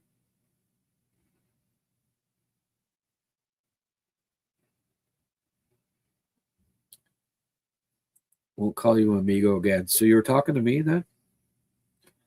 I don't think I'm going to have another beer. Yeah. Boston should be a good game. Always hated the Bruins. Yeah. You're not alone on that. Understand we need vets, but obviously Hudson Gooley and Jack-Eye with Dobson and Matheson in 3 years. Pickford, Konyushkov, Reinbacher, Protz, Engstrom are all but ready. Where do they fit?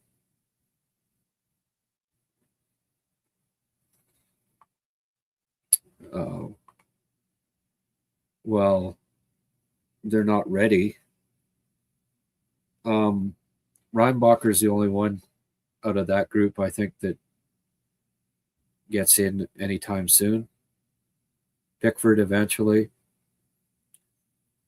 Maybe Protz in 4 or 5 years or something like that. But I don't see spots for Konyushkov and probably not for Engstrom. I think their trade bait, personally. Maybe the problem with the development for Philly then, fair comment on New York. That was just my little dig. Hey, no. Yeah. No, I mean, their drafting has been fantastic, that's for sure.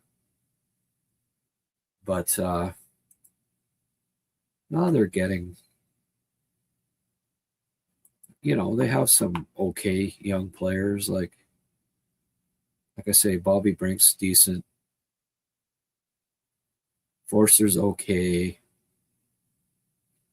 But yeah, when you compare it to the Habs, well, you compare just about any group, right? Other than Anaheim, maybe San Jose. There aren't many good young cores, that's for sure. Habs Dynasty had a bounce. Yeah, they did. We need toughness and grit, but seems like your 30, 40 goal, 200 minute players like Gary Roberts. Yeah, no, we're not getting one of those.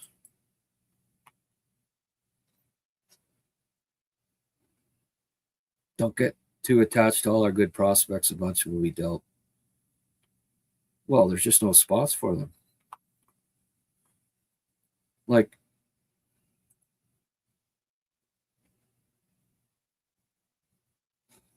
Dobson, Gooley, Hudson, Matheson are all here for quite a while, I would say. They're not going to be, there's no spots. Dobson, Hudson, Gooley, Matheson. Then you put in Reinbacher, and then eventually here Pickford. Like, I see that kind of be in the six for a while. And other guys, like, I don't know. Like, Jack Eye is a spare or whatever. But as far as Protz, Konyushkov, Engstrom, I don't anticipate them having spots in the lineup. But stranger things have happened. Maybe somebody gets dealt, Page is part of the first nominated. Oh, sorry. I already had looked at that one. Yeah, there aren't too many. Are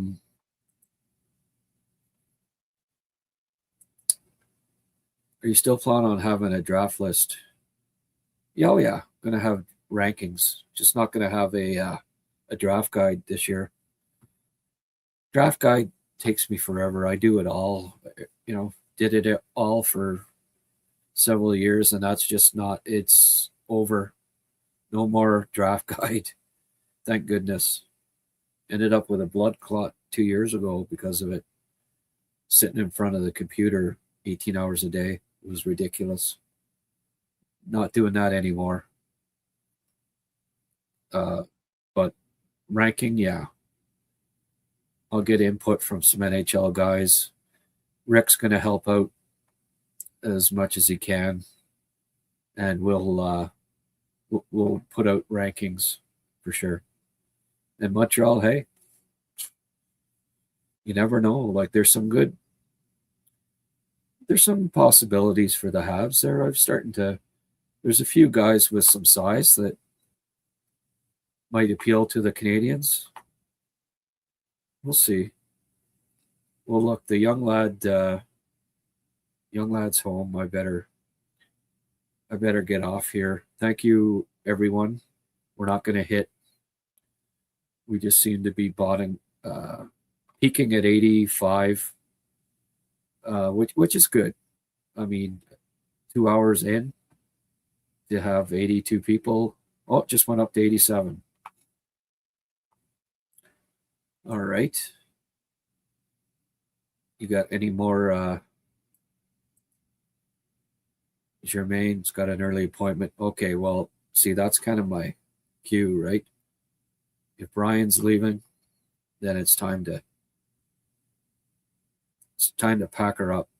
Funny having a pipeline with too much talent, I feel, because all our later round picks are hitting or surpassing their potential. No, I know, like, but there's no spots for everybody,